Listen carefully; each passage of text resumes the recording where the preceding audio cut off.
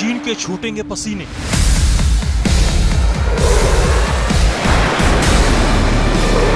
परेशान होगा पाकिस्तान।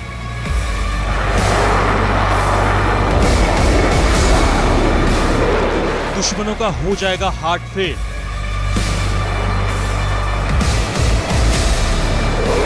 क्योंकि हिंदुस्तान आ रहा है राफेल।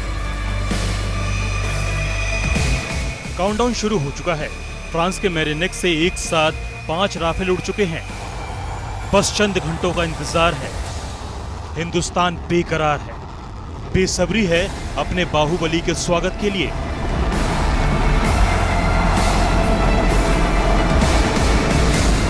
चंद घंटे पहले ही राफेल विमान हिंदुस्तान के लिए रवाना हुए।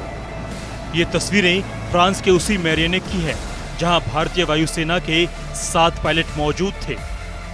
राफेल की हिंदुस्तान रवानगी से पहले फ्रांस में भारतीय राजदूत ने सभी पायलटों से बात की और राफेल में सुरक्षित उड़ान की शुभकामनाएं दी।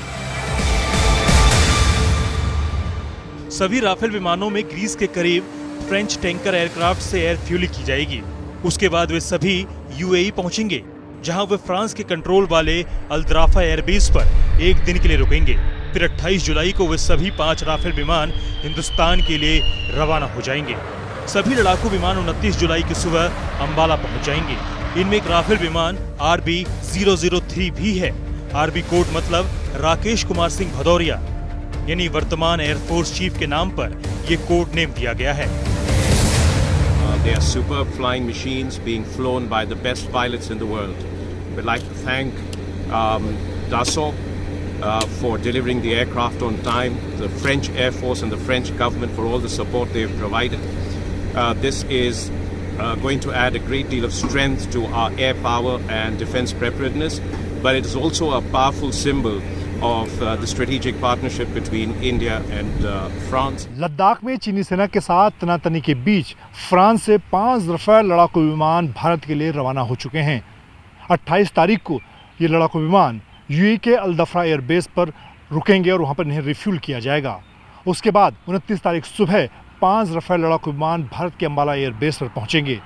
स्कल्प और मेटेओर जैसी मिसाइलों से लैस रफाल लड़ाकू विमानों को आने वाले दिनों में हैमर मिसाइल से भी लैस किया जाएगा। इसके साथ ही चीन और पाकिस्तान से लगने वाली सरहद पर ये लड़ाकू विमान मुकाबले के लिए पूरी तरह से तैयार होंगे। देश को इन लड़ाकू विमान का बेसब्री से इंतजार था। चीन पाकिस्तान की लगातार बढ़ती गुस्ताखियों की वजह से भारतीय वायुसेना के लिए ये विमान बेहद जरूरी हो गया था। ये हैमर मिसाइल रफाल की शक्ति को बहुत ही इजाफा देगा। ये मिसाइल जो है वो मीडियम रेंज है, एयर टू ग्राउंड मिसाइल है। ये मिसाइल ऑलरेडी इस्तेमाल फ्रेंच एयरफोर्स कर रहा है और इसका जो प्रोक्योरमेंट हुआ है वो हुआ है इमरजेंसी एक्विजिशन फाइनेंशियल पावर्स, जो मोदी जी ने जुलाई में 2020 में वाइस चीफ्स को दिया है। 22 से 24 जुलाई के बीच दिल्ली में एयरफोर्स कमांडर्स कॉन्फ्रेंस चला। उसमें भी राफेल की तैनाती को लेकर फैसले लिए गए। जानकारी के मुताबिक राफेल को सबसे पहले चीन फ्रंट पर अंबाला में तैनात किया जाएगा। दूसरी तैनाती चीन फ्रंट पर ही पश्चिम बंगाल के हाशीमारा में होगी। उसी एयरफोर्स कमांडर्स कॉन्फ्रेंस में रक्षा मंत्री राजनाथ सिंह ने कहा था कि वायुसेना चीन से निपटने के लिए हर वक्त हाई अलर्ट मोड पर है। राफेल विमानों के आते ही एयरफोर्स की अलर्टनेस और बढ़ेगी, ताकत में इजाफा होगा। लिहाजा अंबाला में लड़ाकू विमानों के ग्रैंड वेलकम की जोरदार तैयारी है।